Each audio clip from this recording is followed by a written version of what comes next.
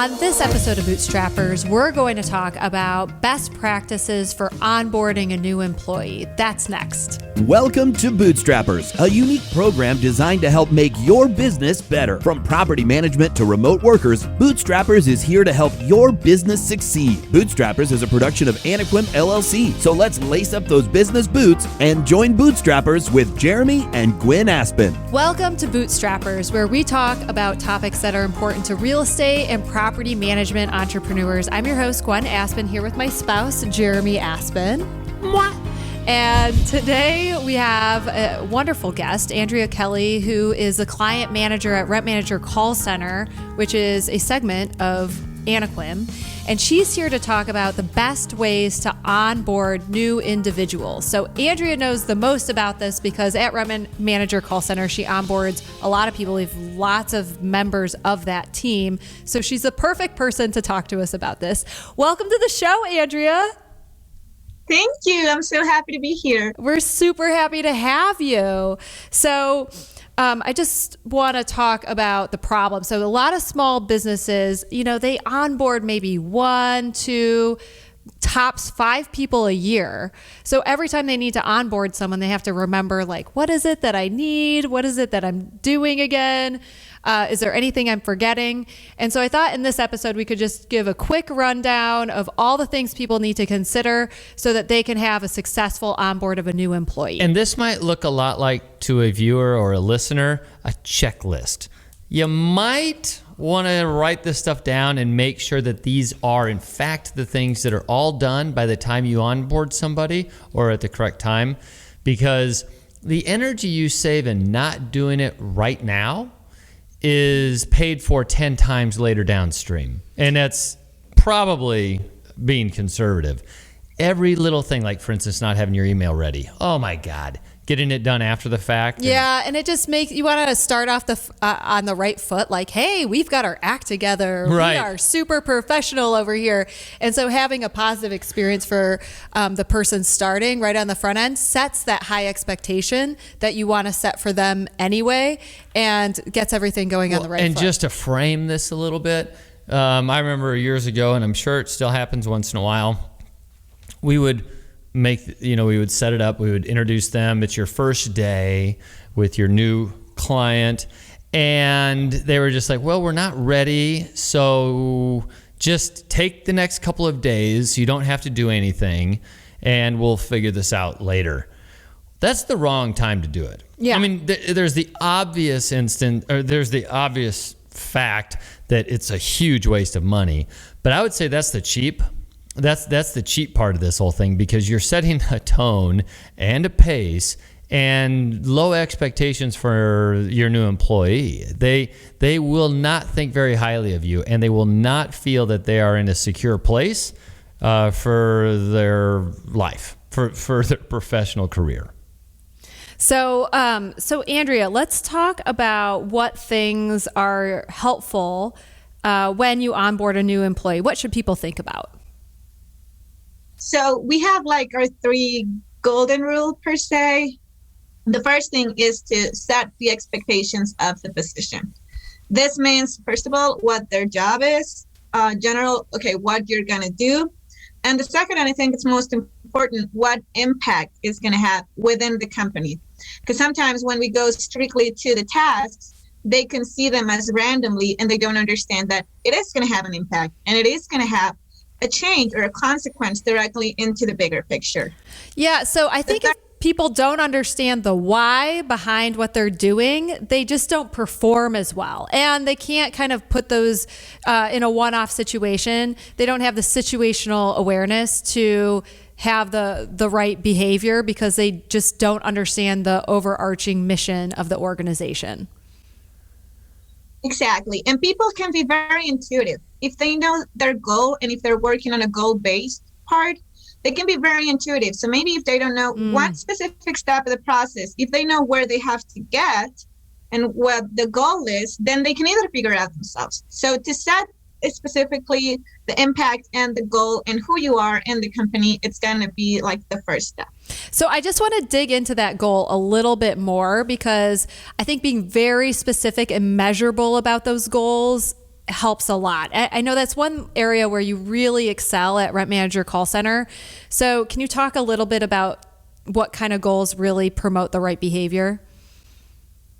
Yeah, so when we start, it's like the first thing, what impact it has, and then what we expect from you. And in there, we go deep into, okay, so you will be evaluated this way. You will have these key performance indicators. This is the growth opportunity that your position has. And the most important is, these are the values that we share. So that way, you know exactly how you're going to be developing both soft skill and hard skill. So this is how you will be evaluated. And this is what we have as our values in the company, what we believe is important.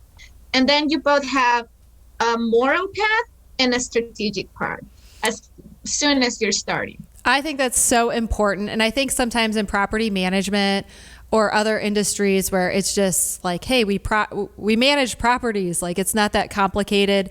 People don't understand the values piece, but like in your at the call center, you can run into a situation that you've never been trained on, just because sometimes crazy things happen. Like I'll give an example. One time when I was the manager of Rent Manager Call Center, we had a big building in Denver that we were managing, and at 2:30 in the morning, an old tenant would come in and always set off the alarm because he was mad at the building for, I don't know what happened, but he was mad about it. So we couldn't figure out how he was getting into the building. And it was just, that's such a random occurrence that, you know, that's not going to be in our training. But if people are clear on the values and the overarching goals, they can perform even in strange circumstances. Right, Andrea?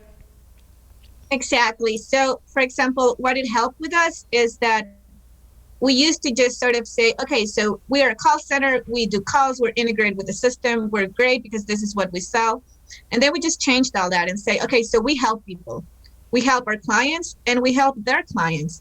So that sort of helps you give a guideline on all these weird, out of the ordinary situations. Because it can happen, or we have like this very strange situation or example that there was a case a few months ago where there was like a fight with two of the tenants, like a couple, and there was blood on the lobby.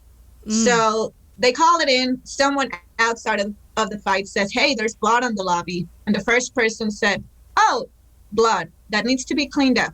This is a regular thing. We'll take care of it tomorrow because it's just a cleanup. And then we evaluated and we said, okay, so what's our objective? Our objective is not just to what's the immediate action, but is we're helping people. If people live in a building, they're not going to like to have blood in the lobby. Yeah, it turns out. So when we changed our mindsets from being very technical and this qualifies as cleanup to going the extra step in understanding the values of RMCC and helping both our clients and their clients by the tenants, we just changed our operations completely, and it was great. Ah, yeah, that is such a good thing. Really quick, I don't think we did this at the beginning, but where are you? Oh, I'm in Guadalajara, Mexico. That's what, yeah. I know I wanted to bring that up. We didn't introduce her properly. Yeah, we were just joking before the show that Guadalajara is a lot more interesting than Omaha, Nebraska, where we are now. Okay, so you go over all of the mission, the vision, the values, how they can excel in their job, like the job trajectory, what the job actually is, how it fits into the larger picture. And then there are some more of those details that people forget. So like technology and making sure that people know when they're supposed to be there and vacation days. What other things are really important that could slip someone's mind that they need to consider and maybe get set up before somebody starts? So like you mentioned, time off and schedules are going to be like priority. Sometimes we just give those per se and we don't really dig into them, but it's very important that if you're having a new person, you say, okay, so these are your vacations. This is your schedule. This is the time you're off. This is what we're expecting of you. And that just being very clear from the start, how many hours you're working a day, when do you have a break, or if you have a paid break, it's going to help them sort of figure out their own pace. Because if they have this question, sometimes people will fixate on the most tiny thing instead of the job.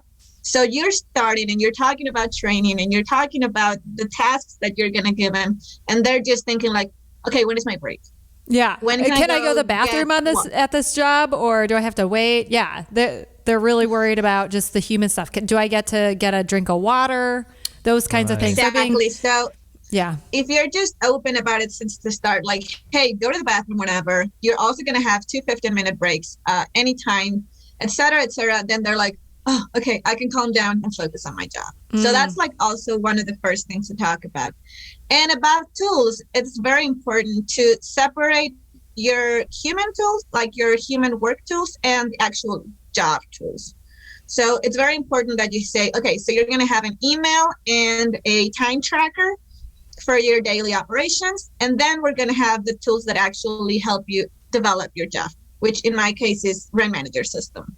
Mm-hmm. So we sort of separate those two. The first thing that they need to have is their Gmail and their time tracker so they can get in contact with the rest of the team and also feel part of the company. Because sometimes when we very focus on the job tools, we don't make them feel that sense of ownership and of belonging where they are. So if they have their Gmail, if they see that they're in the group chat and any type of thing, then they understand that they're part of the team. Right. Yeah, that's a neat point. I mean, being a part of even something like a group chat. Yeah, that's inclusive. And I think the group chat actually brings me to the next point. I think it's really important for a new person on a team to understand how the communication works and how to be an effective communicator. So being clear, like we use group chat in these circumstances, or at this time you have to be on this meeting. Can you speak to clarify like some of maybe the details of communication that people should know?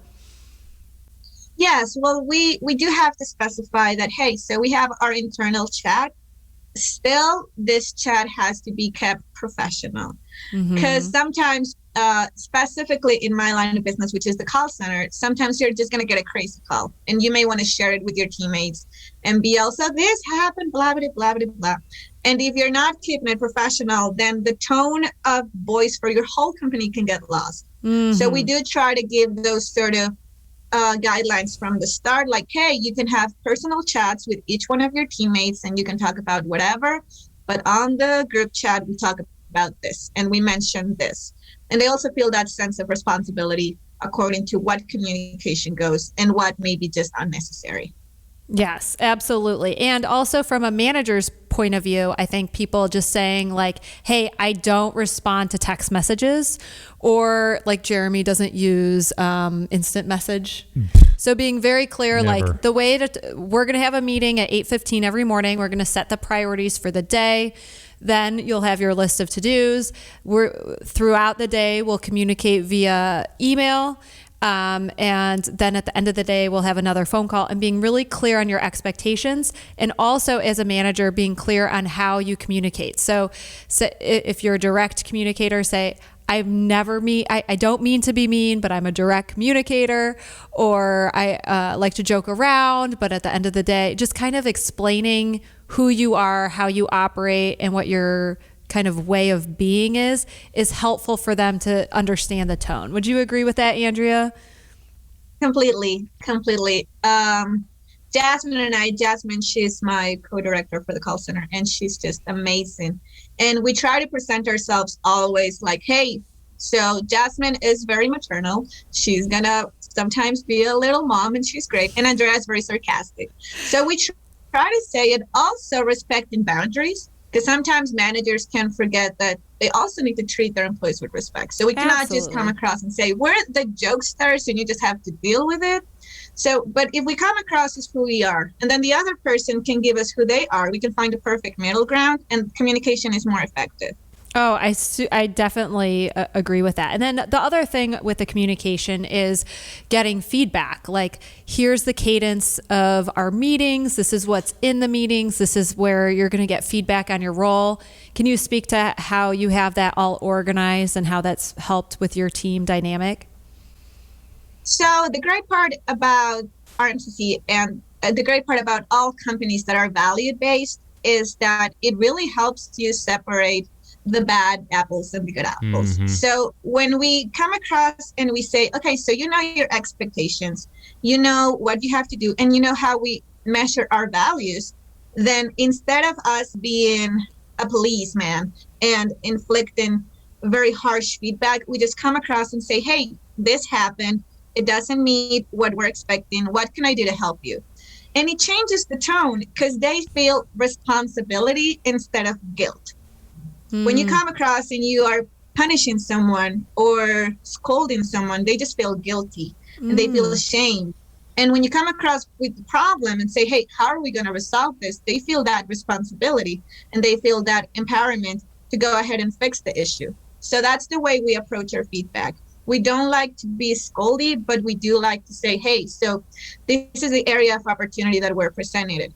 How do you feel would be best resolved? And then I do want to just talk about the training. So you guys have really good training, and that's an area where all small businesses struggle.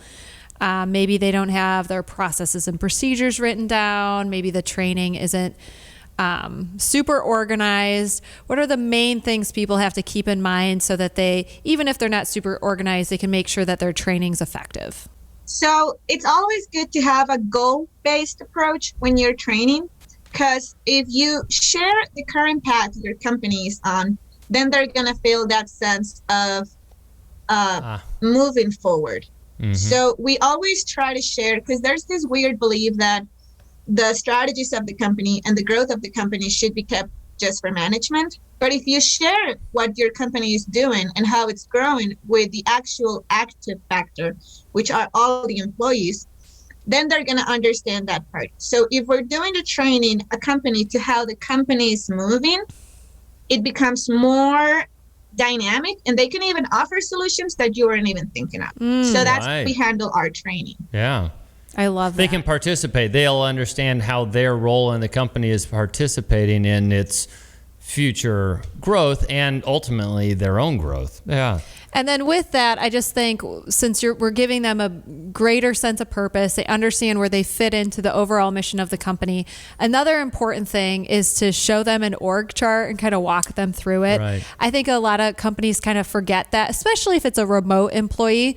Just bringing a laptop around and making sure you put a face with a name and explain everybody's role really is something that can be welcoming. So that's what we try to do. It's important that you say, okay, so this is going to be your team. This is going to be your direct supervisor. Yeah. We even try to go all the way like, hey, there's also upper management. There's you guys. We try to make them feel very part of something big. And another thing that really works is to share both success and failure stories, because that way you give them a range to work with. So we always start with saying, okay, so during your line of business, this is what success looks like. This is a great call, a great story, a great project. And this is what failure looks like. And that way they can also be oriented on where we want to go and where we don't want to go. And they can really navigate themselves when they have that perspective. So that's great. That is so good. Yeah, that org chart, it also serves as the business owner's opportunity to really visualize where this person fits, what seat that person is going to be into, right? Absolutely. And that is, I guess I've probably made that mistake a couple of times where you don't think about that in time, and then you start shifting things around a little bit because it's not going as well as you thought. Having a good org chart or accountability chart is what you call it in traction. Great. Well, thank you so much, Andrea, for chatting with us. This has been such a pleasure. It was great. Thank you for having me. Great stuff. Thanks. That's a wrap. We'll see you next week on Bootstrappers. This has been Bootstrappers, a unique presentation designed to help you better understand how the world turns. Contact Gwen or Jeremy at hosts@bootstrappers.club or visit our website, Anequim.net. Be sure to subscribe to our podcasts on Apple, Google Play, Spotify, and our YouTube channel. Thank you, and join us next time for Bootstrappers.